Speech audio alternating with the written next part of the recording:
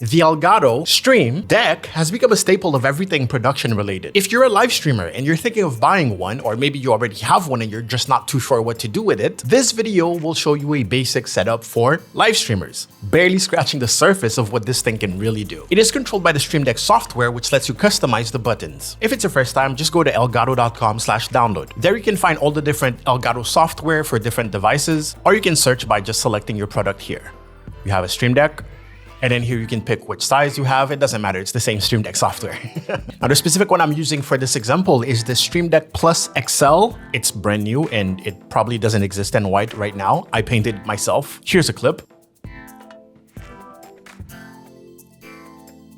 And just like the regular Stream Deck Plus, it comes with knobs. So you can have different options for, pressing the knob, scrolling left and scrolling right. Scrolling, turning, twisting, bopping. It also comes with a screen that lets you press for actions and also swipe to switch pages. Now I'll do my best to try to not overwhelm you. First of all, there's a bunch of buttons on screen. All of that seems to have been already customized. The good news is that with this Stream Deck, at least, it already comes with a profile. With this profile, I didn't make this. This came with the Stream Deck.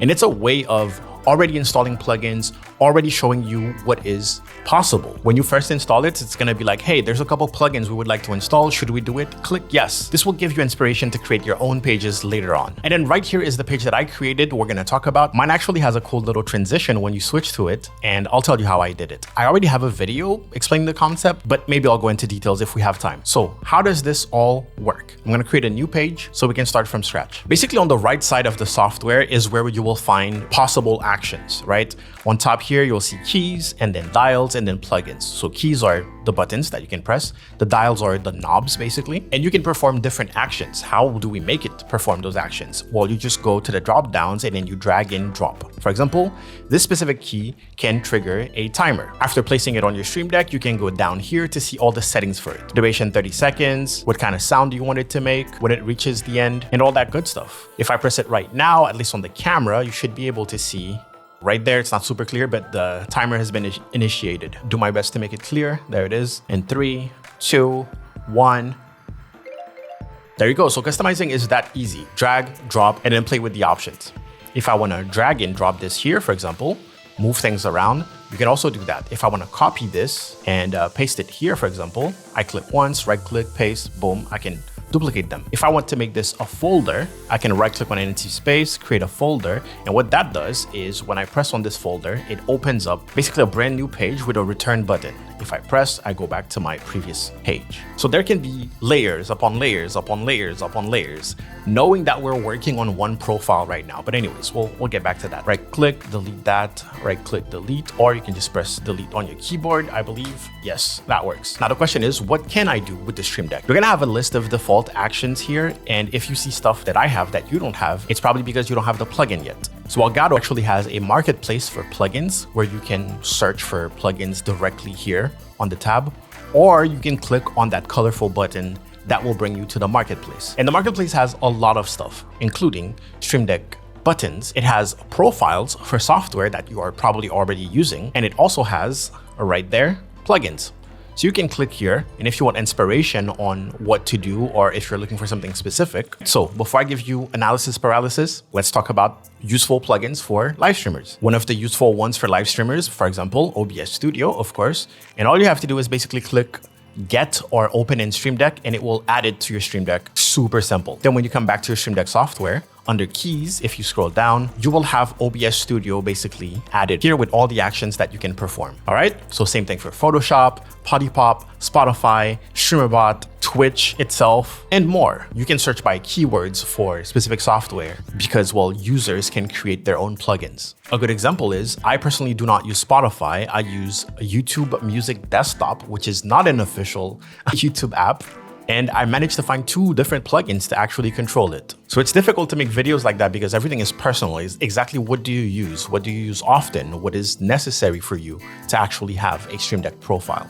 I just realized I accidentally muted myself and I cannot tell when I did that. There's a lot of things that the Stream Deck can actually directly perform from the software without needing any external apps. soundboards, for example, one of the actions here is play audio, and it will just play the audio when you press the button. You just get to pick the sound file, and you actually get quite a lot of options. For example, do you want it to play stop when you press? Do you want it to overlap, so play on top of itself? I'm paranoid now. I'm so scared of muting my mic again. Do you want it to restart every time you press it again? Or do you want to play it, let it loop, and then press again to stop? So the best advice is, of course, go down the default list of actions that you can perform, get inspired, and then go through the plugins and also get inspired. Now, as an example, I like to showcase the multi-action action, which when you first add it will open up this screen right there in which you can add other actions. So basically this is kind of like a macro. Basically it will perform multiple actions back to back or with delay if you choose to. And it's basically the basics of starting to automate stuff, right? Pressing one button to open up a software is cool, but pressing one button to start the stream, open up your Twitch dashboard, open up Twitter, pressing N on your keyboard so you can start a new tweet to say that you're going live, or even maybe taking a screenshot of OBS so you can post it on your going live post. Maybe you can have a little audio file that gives you feedback when you press a multi-action. It can be like, stream started, action executed, or whatever. Or maybe a little intro for your live stream where you're like, hey guys, how's it going? VOD watchers, I know you're watching the VOD right now. Thank you so much for being here. And things like that. There's a lot to do. So that's multi-action. One thing we want to take a quick look at for the people who have the dials is when you click on the dials tab, you'll see that the actions are slightly different because, well, they're supposed to go on a knob basically, where again, you can either press the button or turn left or right. There is the dial stack, which is kind of the equivalent of multi-action. And then there's the action wheel, which is so cool. The action wheel also allows you to add a couple of actions, except now it creates a menu for you to basically switch in between actions before pressing the button to trigger that action. You'll see here, my 3 actions are here. And if I turn the dial, it's basically switching in between them. All right, and finally, before we get into the actual profile, let's talk about customization. How do you get your buttons or the whole Stream Deck to look a certain way? Because that's quite important. A lot of stuff will come with visuals by default. For example, I'm recording right now and you can see that on my dial, OBS is showing me that I'm recording. Let me go back to keys, go find OBS and go find record right there. Oh, by the way, up top here, you can also just look for stuff. Like if I was looking for record, it will show me everything and I can drag, drop this here. And the animation is not showing here, but you can see on the actual Stream Deck, it is animating that I'm recording. So there's a couple of things that are animated like that, and there's a couple of things that just have the visuals. But if you want to customize things yourself, I'm going to add a random one here. In your options, you'll have the possibility of adding a title and then some basic text customization features. You have a couple fonts, text size, and of course, text color. And if you go to your settings, you can actually have default options for that. So you don't have to just manually go and resize every single text, right? But if you don't want that little icon in the back, what you can do is click on here and then you have more options. So set from file means that you pick it from a file. And the good news is it can be animated. For example, I have this cheer logo animation. It's gonna show up like this on your software, but you can see right here that it's actually animated. Okay, so that's one of the options. You can paste an image from your clipboard, right click, copy on like a Google image. You can do that. Create a new icon will actually open up a web page with a icon maker, basically with a layer system. For example, I can add a background color. Okay, and then I can find an icon to put on top of it. I'll pick this one.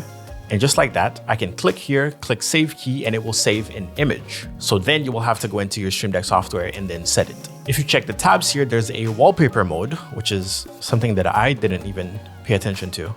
So you can probably upload a picture here and actually have it cover the whole Stream Deck. And I see save keys at the bottom here. If I select that, okay, now it opens up a zip file with all the keys. Okay, I extracted it and there it is. It gives you everything. So it's cool. If you want to upload an image, you can click on here to upload an image. So yes, if you cannot find a profile or Stream Deck icons pre-made for whatever you're doing, you can create yours basically with the Stream Deck's customization system. And then as options, you also have Open Stream Deck Icon Library, which will give you a bunch of pre-made icons. Now, usually those don't really come with a background. I don't think so, at least. And you can see they already have a bunch of icons for software, for example. But there you go. Some of them have backgrounds. Pick this one, for example. See that? And with that, let's switch to this profile. Basically what I did is simply used emojis and then centered them for each button. And then for the background, I used an animated GIF. The thing is, I use Blender to create and split the GIF. It's a whole process. I had to create a different camera for each button across one big animation. You should watch my video about non-loopable GIFs because I explained the process of setting them up. And yes, I had to manually go and add 35 of them, but I really like the result. Look at that. Isn't that cool? It's not perfect though. I think I messed up a couple of them. I'll probably make a different video on that. All right, let's go one by one about the profile now. I know that my stream deck is gonna be to my left, so I want important things to be, easily accessible without having to go all the way across. And I also want to not press things accidentally. For example, my starting stream button is in the middle here because, well, I'm less likely to accidentally press this. All right, so I had to really think about what do I use the most when I'm live? When I'm live streaming, what is a button that I really want to press as often as possible? And that is my clip button. So top right, that's exactly what I have, but it's not a simple clip, right? It's not a simple keyboard shortcut to just save the replay buffer or create a clip on Twitch. It's all of it. So if I go to the bottom here, I click on 4 actions, you will see that I have 4 different actions that are executed for this clip. The first thing that I want is OBS replay buffer. So OBS Studio records a clip on like normal format, but high quality. I also use a hotkey to trigger Atom Vertical's backtrack, which is also, replay buffer basically. So I get a vertical ready to post like TikTok format clip, high quality also. I also add a stream marker just in case I'm looking at my VOD and I want to know what happened where. And I also create a Twitch clip. That way I have the files, but I also have the clip on Twitch, on the website. And if people are going through my clips, they can actually see the clip. So that's my multi-action. Then right next to that, I have here, here, and here. Those are scene changes. This is going to be for my full screen when I'm just chatting and all that. This is for my gameplay. And this is coffee break, tea break. This is my be right back. Those are all the scenes that I really use. I usually start my stream as starting soon, so I don't need a shortcut for that. I know that once I'm live, basically the only thing that I'm gonna need is those 3 scenes. The other thing I do press a lot when live streaming is play pause button for my music. I'm gonna open up YouTube Music so you can see what it actually looks like. All right, so I have music playing right now and you can see how it actually displays when music is playing and I'm actually live. Right next to that, I have next track, previous track. Those are probably like the wrong emojis actually. And then favorite track. Sometimes I'll have like a random playlist and then there's something that there's a banger on and I want to save that. Now again, that was a plugin that I had to search for YouTube Music Desktop.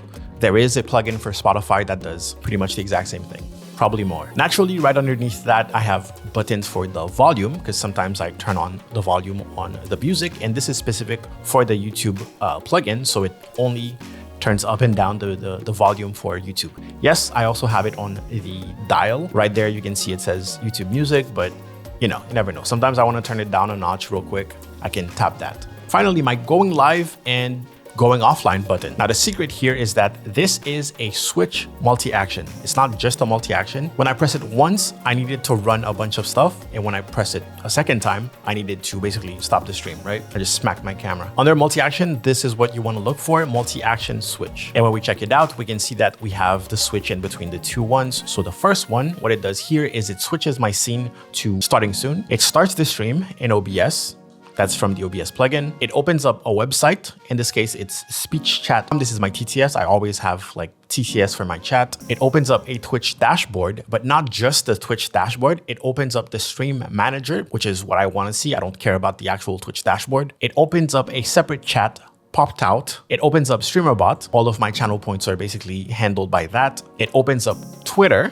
Now that's important. Imagine you open up your browser. It waits 5 seconds, 3 seconds in that case, and then it presses N, the shortcut for starting a new tweet. And then in here, I have system text, which is where you would put some text.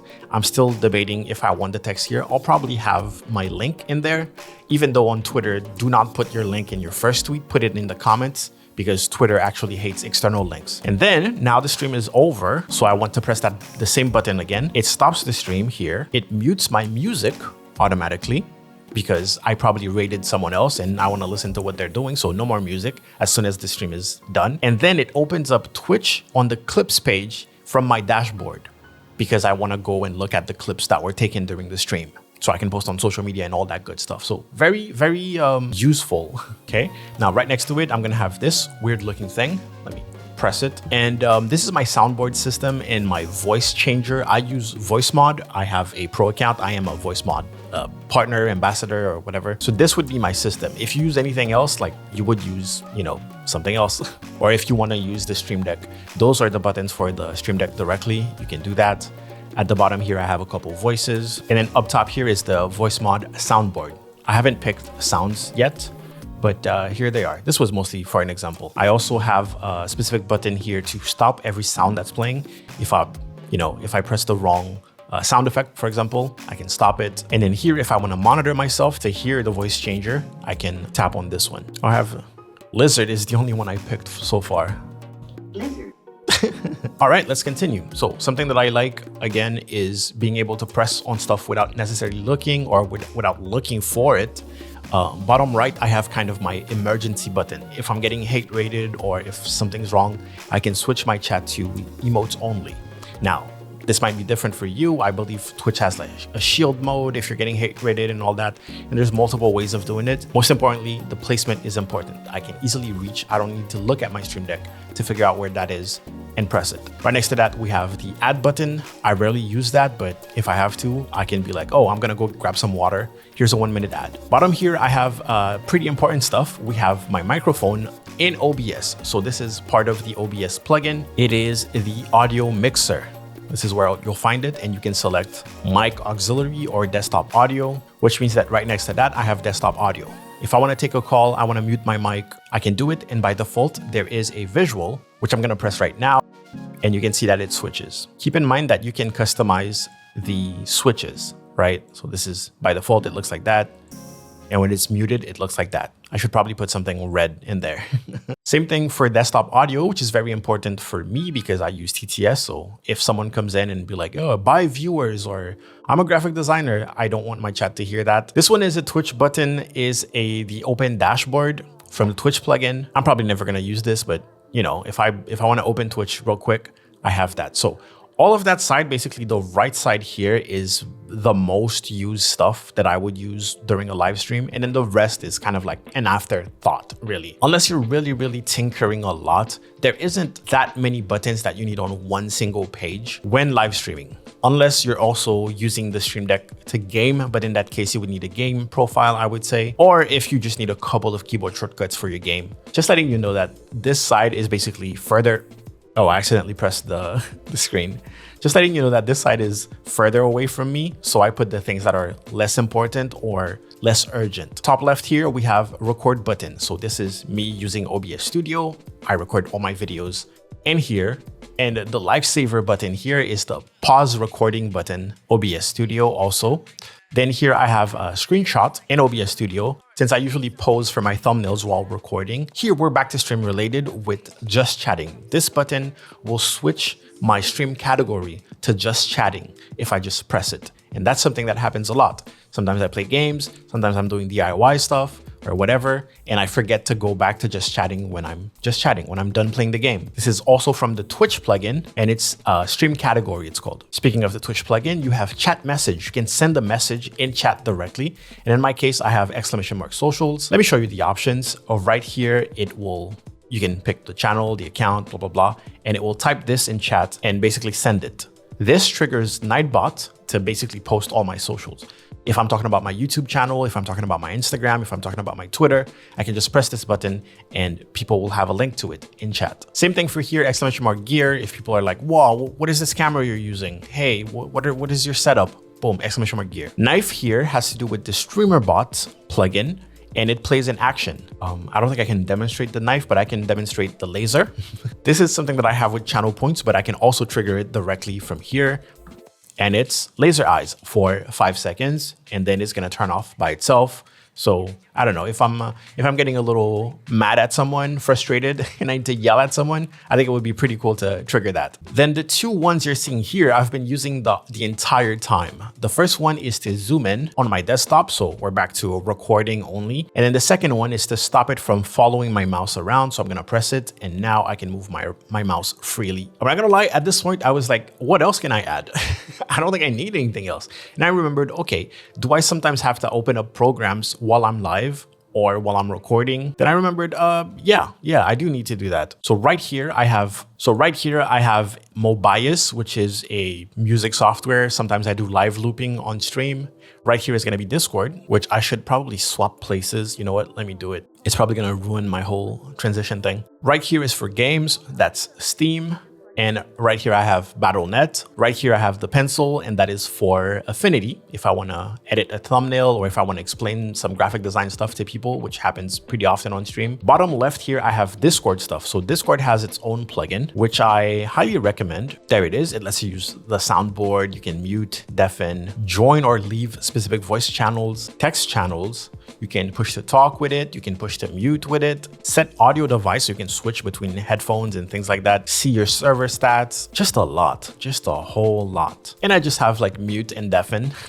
If I'm live streaming with someone, I think that's pretty important. At the bottom here, I actually have volume control for all of Discord. So if I have a bunch of people, I can turn them all down. You can actually pick individual users, but to me, that's kind of like overkill, but you can do that if you want to. Here, I have a folder that I haven't populated yet, but this is going to be for related to my music software. I'm going to have keyboard shortcuts when I'm doing the live looping. Here I have my timer. I haven't used this yet, but I know that sometimes on stream I'm like, hey chat, remind me of this in 5 minutes. Remind me to go do this and to go do that. And that's it for the buttons. So let's quickly look at the dials. So as I said, this is Discord. I can adjust the volume or I can just press to mute and deafen.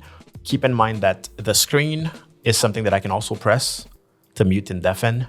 The button on the dial also does the same thing. And you can see I have visuals, so it's pretty cool. On this one, I have OBS stuff and I have OBS mixer, and you can pick specific inputs or specific sources in your mixer. In my case, I have my alert box. Sometimes I'm like, wow, my alerts feel loud today. I can turn them down directly from the dial on the Stream Deck Plus XL. I also have one for my mic. So here, without touching anything, I can start being lower and lower and then go back up. And I have a visual on that, so that's pretty cool. Same thing for my desktop audio. I can also mute my mic directly from here. I can also mute my desktop, and you can see that I get the visuals also. Like, cool. And then finally, I have YouTube music. And then I have this one as switch pages, but keep in mind that I can just swipe the screen to switch pages. And that should be it for my live streamer page for the Stream Deck Plus XL. And the good news is Elgato gives us the opportunity to export profiles, which means that this will be available to you for free. Just check out the link in the description. You'll definitely have to switch out a couple of things because, you know, you probably don't use the exact same stuff that I do, but at least it's a good start, I guess. But I know you guys are going to ask for it, so there it is.